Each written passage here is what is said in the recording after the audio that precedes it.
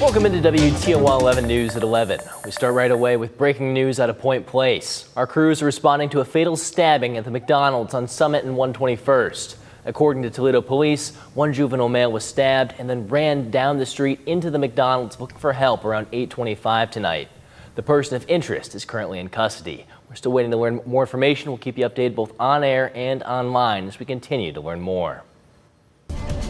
Oh, we've got some showers and thunderstorms rolling through the metro. There is rain in downtown Toledo, and if you look for a couple seconds, you may see a flash of lightning off in the distance as some downpours and thunderstorms roll south and east of the Maumee River. Those raindrops on the camera lens as some downpours roll through the metro, and you can just see a flash of lightning there as that storm moves to the southeast of Toledo. Right now, we have this cluster of thunderstorms that is now moving into Wood County, headed towards Ottawa County as well. Also, some lighter rain down into Henry County. There is no severe weather, nothing hazardous, just some flashes of lightning and soaking rainfall that is occurring from downtown Toledo across the river as well. Areas like Oregon and Northwood as well as Walbridge are getting absolutely drenched. That bright purple color, that shows you the heaviest rainfall rates that are occurring just south and east of the river. I'm going to let you know if we dry out tomorrow coming up in that full 10-day forecast. All right, John, we'll see you then.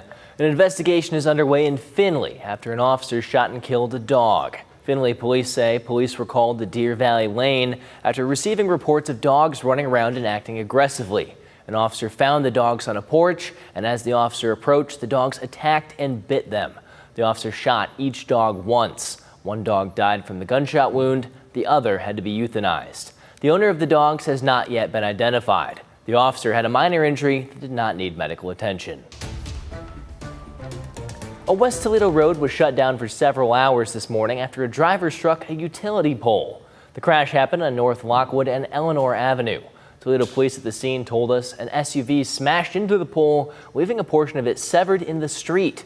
The driver wasn't injured, and police say alcohol is suspected to be a factor in the accident.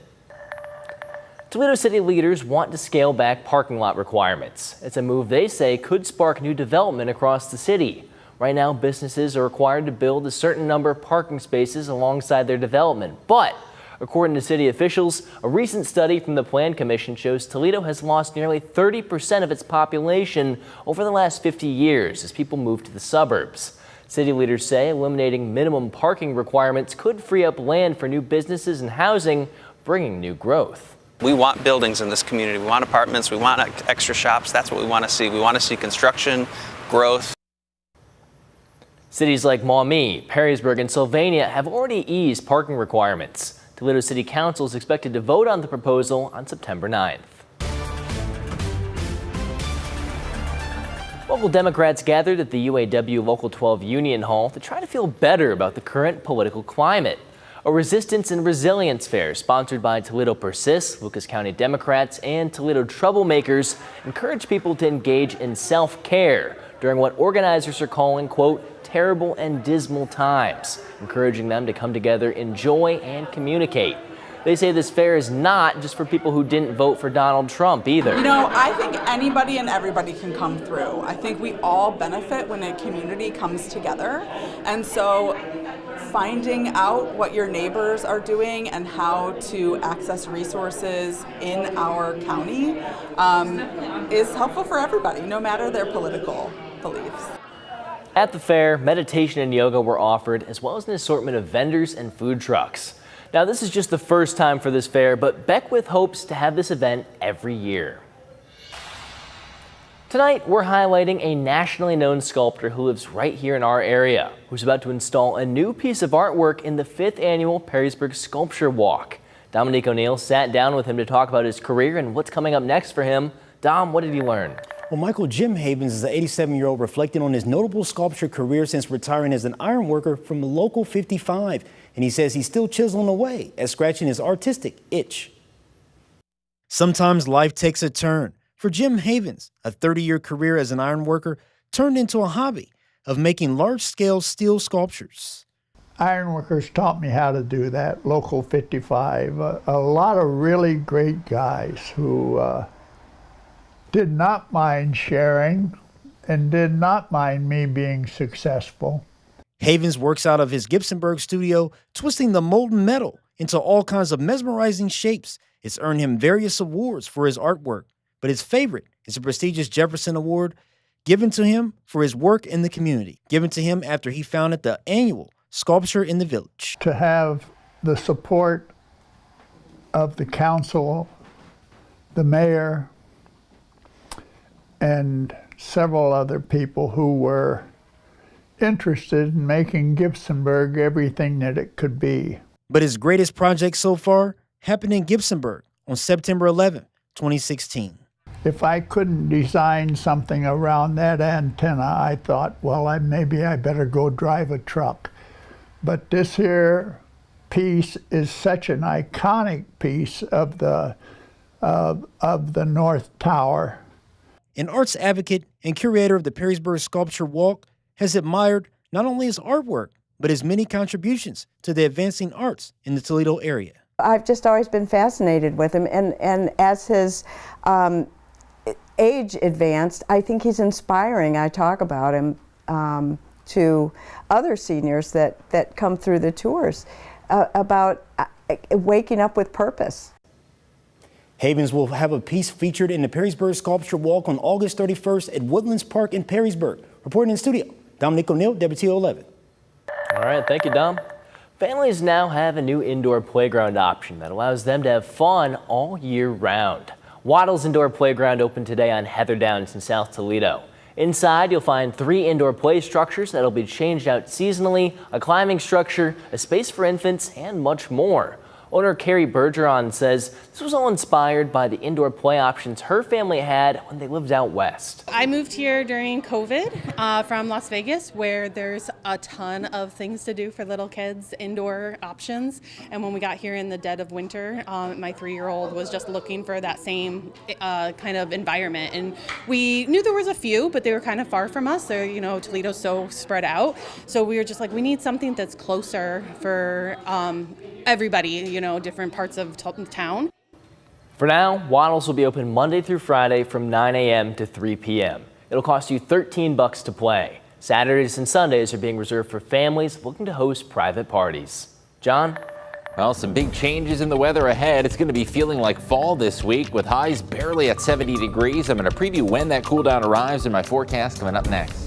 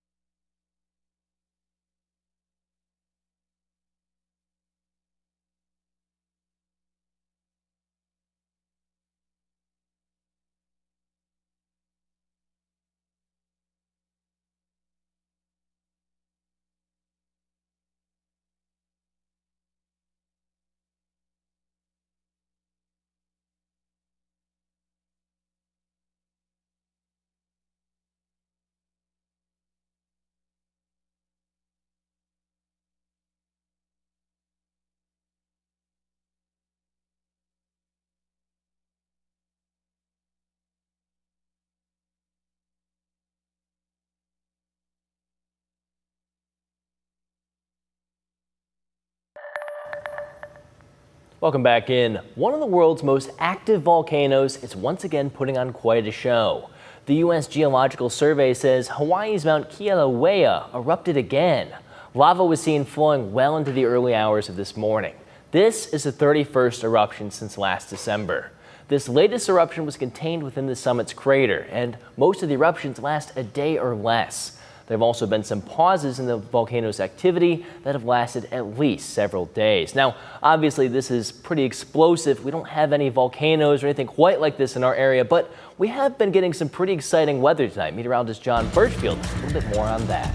Yeah, you may have heard some booms of thunder off in the distance as we do have a couple storms rolling on through. There's a cold front, and that is going to be responsible for not only some scattered rain, but also a cooler feel Sunday. Highs are going to be in the 70s and a breezy setting, and that really signals a big shift in the weather for the final week of August. Downtown Toledo, we're still seeing a lot of traffic on Summit Street and also a lot of raindrops on the camera lens as that storm and downpour exit the Toledo Metro moving southeast. There is a broken line of storms essentially spanning from the Maumee Bay all the way down the river towards Henry County, and we are seeing this line of showers that's not going to last super long, but it could pack a punch with some heavy torrential rain. All that heavy rain is now in northern Wood County, eastern Lucas, and western Ottawa County.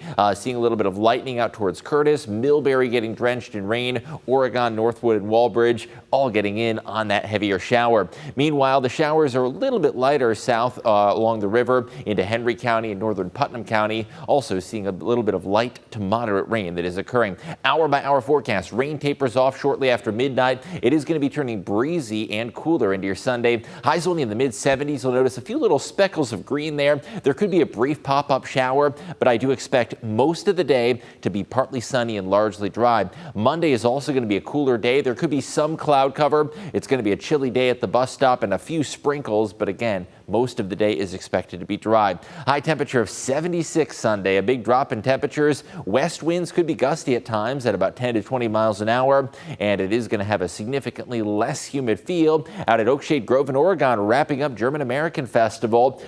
They're getting a downpour right now, but it is going to be dry and mild tomorrow with temperatures in the mid 70s. Hour by hour forecast. We do fall back to the 50s overnight tonight, and those highs significantly cooler than average. Monday gets even cooler though. Out the door for the commute, we're expecting low 50s, and afternoon highs going to struggle to even reach the 70s. There could be a few spotty showers on Monday. Much of the day is going to be dry. Tuesday does feature a mix of clouds and sunshine, and we do start to see some more blue skies Wednesday, although temperatures still a good 8 to 10 degrees below average. We'll call this week a taste of fall. Highs are only going to be reaching the lower 70s for a good chunk of the week. An isolated shower possible, but I do expect that by midweek, high pressure brings back sunshine.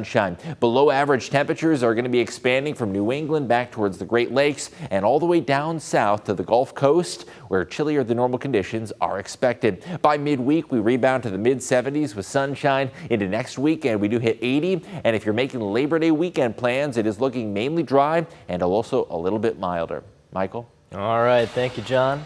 Lots of kids watch football. Some kids get to play football. When the kids that watch football get to play, well, that's a pretty special day, especially when those kids have some kind of disability. Photojournalist Paul Kwapik takes us to Monroe, Michigan's Victory Day.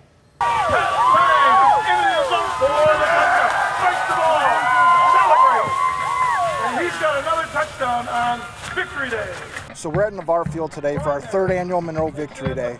We have 60 participants with cognitive and physical disabilities, and then another 100 high school football players and 60 cheerleaders here to create a game day experience, a football experience for these young men and women.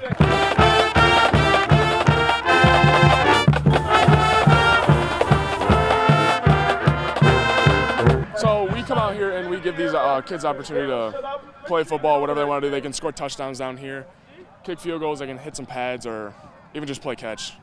Just whatever they want to do. 5, 4, 3, 2, 1, Taylor Wood into the end zone for the touchdown.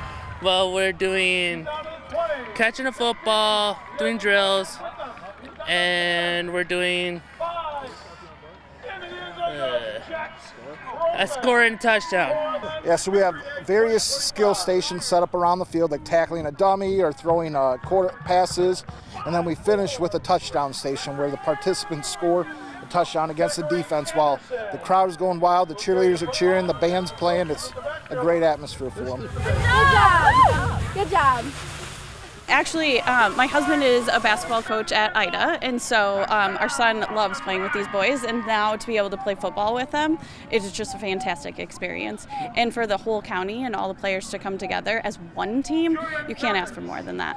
We love it. We have fun out here with these guys, and we love helping people out and making people's days. That's my favorite. I've been throwing a football and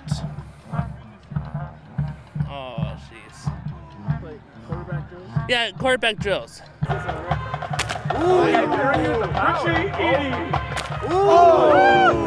We want to give them that experience that maybe they'll never get that chance to. We want to make this as special of a day for them as we can. It was fun scoring touchdowns. I think it's just making them feel like they belong. We've invited student participants from various schools in the community, and we try to pair them up with kids from their schools, so it builds that inclusive kind of attitude in their schools as well. It's just really humbling to see them all come together for these kids. They'll throw a 15-yard pass, and it's the best. They think it's the best. It's a simple thing, like just throwing a pass or getting a touchdown, and the smile on their face is it's amazing. This is my 4th year doing this. Your 4th year? Yeah. Okay. We've been doing this. My 4th year doing this, and I love it every year. We come out here. It's a fun time. It's fun for everybody. That's exactly right. It's a tremendous thing for the young guys and the girls as cheerleaders to be part of. I think as we continue to grow our school systems to include more inclusion, this is a great opportunity to showcase that and for the kids to interact more together as one. It's just a tremendous opportunity. This is what I love to do. This is special to me.